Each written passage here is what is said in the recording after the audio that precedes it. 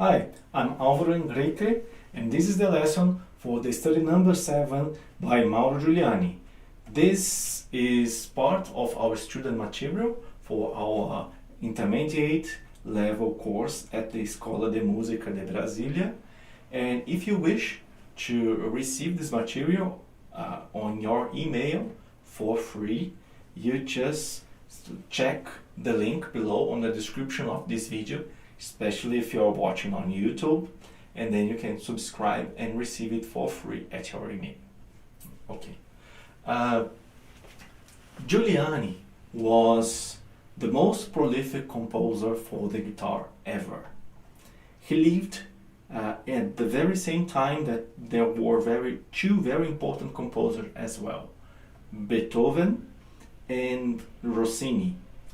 Although Giuliani met Beethoven in person, and we don't have, at least I don't know of, any register that he knew Rossini personally, his music was more influenced by Rossini than by Beethoven.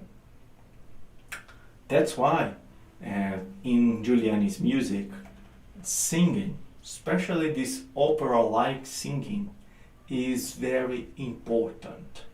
So I recommend for you at least once to sing this piece out loud. It's better if you sing with note names. If you can't sing with note names, at least do la la la or whatever, but please sing, okay? What I mean by sing is something like that. I'm more used to singing in German, so forgive my German if I'm saying differently than you're used to in English, okay? It would be like that. C, H, G, C, D, E, F, D, E, F, D, C, H, G, D, C, H, C, D, E, D, E, G, F, D, C, H, D, C, E, C, Giza, D, H, Fis, G, G, Fis, E, D, C, H, and so on, okay? Please feel free to sing your native language. I'm doing as I'm most used to do. Fine. Then, after you sing it at least once, then you should play the melody alone at least once. But I recommend you to, while you are studying that piece, at least one every 2 days for you to play once at least the melody, okay? Like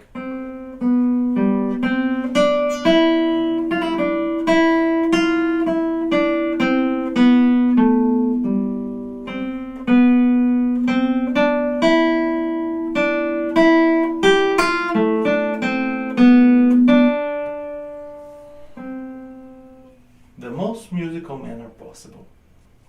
Okay, then it's time to check for the harmony. This piece has a lot to do with harmony.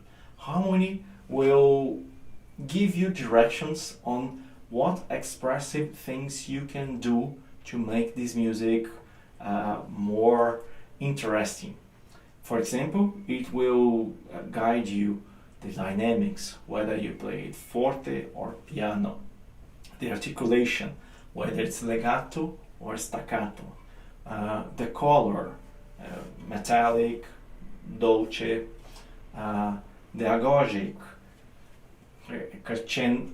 accelerando, ritardando, fermata, and so on.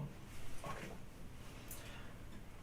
This piece of music is in C major. C major is a tonic, which is the relief. The subdominant, F major, is moderate tension, and the dominant, G major, is the high tension.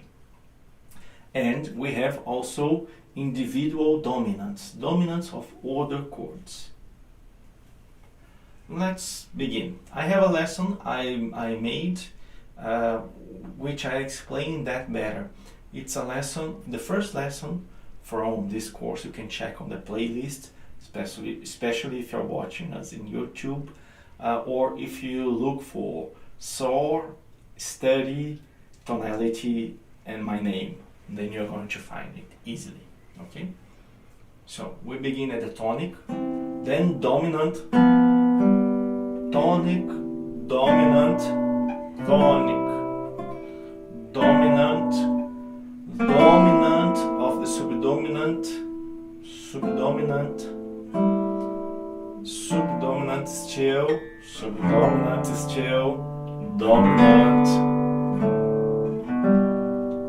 You can enjoy this end of phrase in the dominant to allow this chord to sound a little bit longer, a small fermata here, and you can enjoy especially the open D, so you can release all fingers and begin the next sentence in the easiest fingering possible.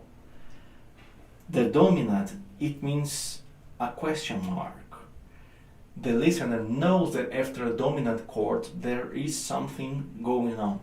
So it's not bad if you make that chord a little bit longer, because the listener will still think there are things yet to come. There are more notes to be heard. If you do that in the tonic, then you have a problem, because you are telling your listener that you finished your music. And if you are not, and you keep playing, you sound like that boring person that doesn't stop talking at all. So it's better for you to make these fermatas in a dominant chord, like here, and then prepare yourself with ease, calm, to begin the next phrase. Okay? Doesn't need to be that calm, of course.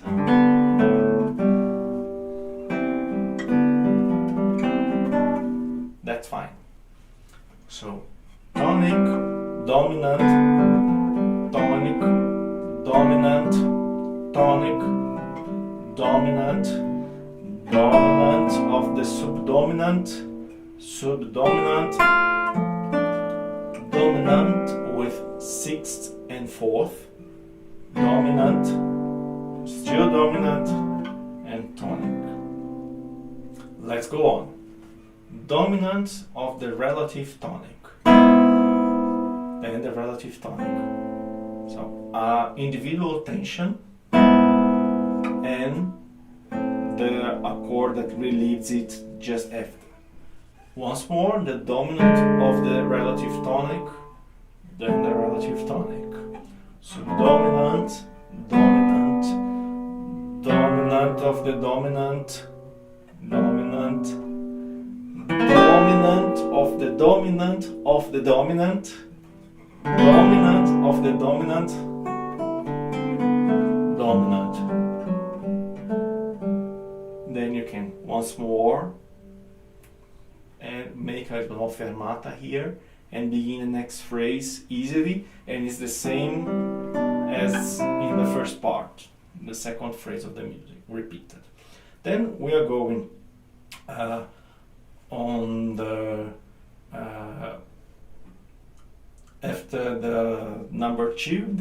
In Portuguese we say house number two. I don't know if it's how you say in English, sorry, but after this repeated sign with the two. Then we are in the tonic, dominant, sixth and fourth, dominant and tonic. I think there is a misprint here in this measure I've just played. So I play only the bass on the beginning of the beat, then 18th pause in both chords. In the first one and the second as well. Okay? Then tonic, dominant, sixth and fourth, dominant, and then we are going to be changing from tonic and dominant like a good chord is. So tonic, dominant, tonic, dominant, tonic, dominant, tonic, dominant, tonic. These last two states, these last two systems are the coda. What's a coda? A coda is a section of the music which the music itself, the important information, is already finished, but you want to finish with a high note, in a more intense spirit, or in a low spirit as well. And in the coda you have more freedom of agogic. You can't do crazy stuff, but anything that it shows a clear trajectory, so be it an accelerando or a retardando or a two measure accelerando followed by a two measure retardando, whatever you do that is a clear trajectory, you can do, and it's nice. For example, I can make an accelerando from the beginning of the coda to the end, something like.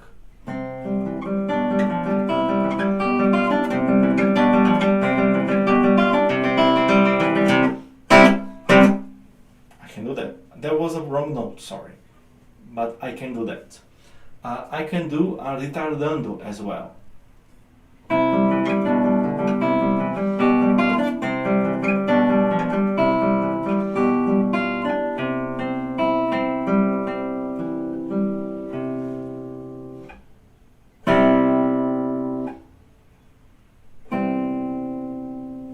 What I can do, for example, 3 measures accelerando and 3 measures retardando.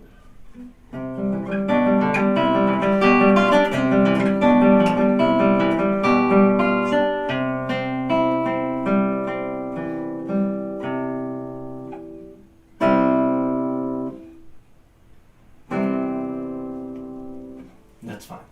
And it's very interesting for you to skip the predicted beginning of the last chord. So if I say I play in a way that you think that it will happen in one moment, you play after this moment. Something like 1, 2, 3, 4, 1.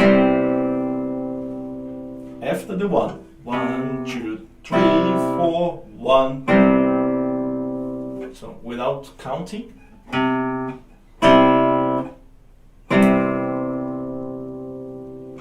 And you can also do some effects like play I am A and then repeat I am A with the thumb in the second part.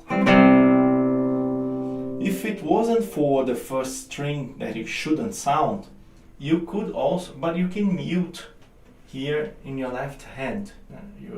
You put your first finger a little bit down to mute, then you can do something like you play I am A and then you make a thumb stroke. Okay,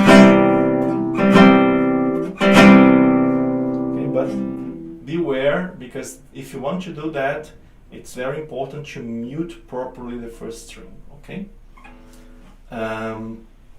that's it. It's a very easy music by Giuliani.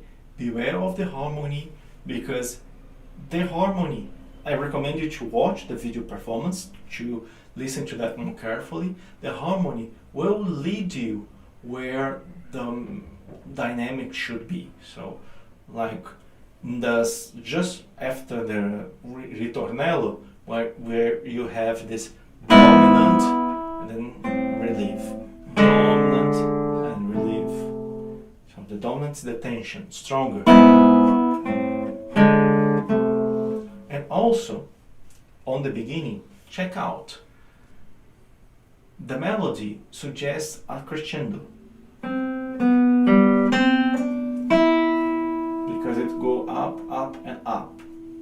But the harmony, tonic, dominant, dominant, tonic. So the harmony suggests you to go down on this high E, but the melody suggests you to go up. Which one is right? Both. That's one of the reasons why we have so many different interpretations of the very same piece, and it's a great pleasure to listen to all of them, because they just make different choices from what the material makes available. So if you want to make the crescendo, it means that you are highlighting the melody. So you have to be coherent and do highlight the melody at least in this part, but I would suggest you to do that in the whole piece. However, if you want to play this E note softer, because to highlight the harmony, then you should be coherent and make your dynamic choices, especially because of the harmony. Have fun, nice studies!